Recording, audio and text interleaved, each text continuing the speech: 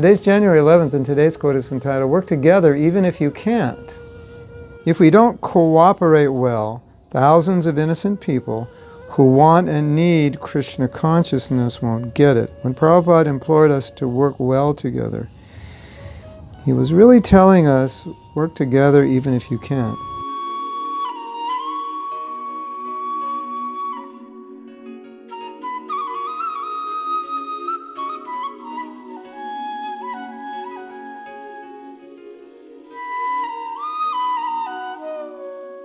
And there's an interesting principle, because there's a lot of things we can't do. Can't means we don't want to. It doesn't mean we can't.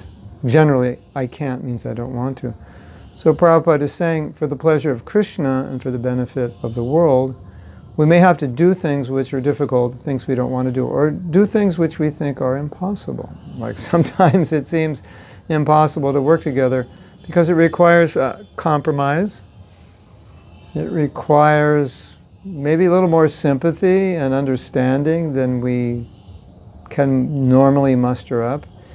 It sometimes requires looking at our assumptions, looking at our beliefs, looking at our understandings and having to admit maybe they're not correct or entirely correct. Maybe they're absolutely wrong.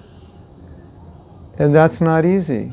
And it's so inspiring to work with people that you get along well with. And obviously not inspiring to work with those you don't get along well with.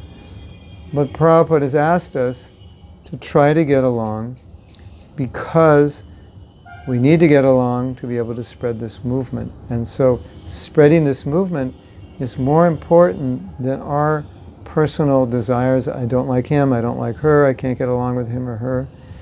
That's very, very petty. It's very small-minded. So Prabhupada implores us, don't be small-minded, don't be petty, don't be immature, don't get so easily upset if you can't control the situation, if people don't agree with you, if people don't appreciate you, if sometimes people are a little rough with you.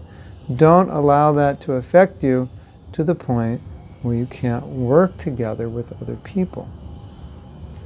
That's Prabhupada's request. And also, in that request, it means respect other people's points of view, even if you don't agree with them, understanding that as individuals, we're all going to have different angles of vision. And all those angles of vision are useful in Krishna's service. So let us learn how to accept, even if we don't agree, but at least acknowledge that Krishna's inspiring that person in a particular way. And so let's appreciate that. And we may not be able to work together on a project, but we don't want to work, we don't want to have friction with one another. We don't want to be emotionally out of control when things don't go our way. I can't work with you, you don't agree with me, things like that. It's not pleasing to Prabhupada. So we understand philosophically that you could say the highest truth or the highest service is to please the spiritual master. So if we have to make some sacrifice to please him, it will be good for us and it will be good for the world. So don't just think about what you like or you don't like. Or working with this person may not make you happy, or it's difficult or whatever, but do it for the pleasure of your spiritual master. If he's pleased, your life is successful. If you're pleased, your life is not successful. If you give up a service that your spiritual master wants you to do to please yourself, that is unfortunate. It's a failure. So try to understand things in that way. Hare Krishna.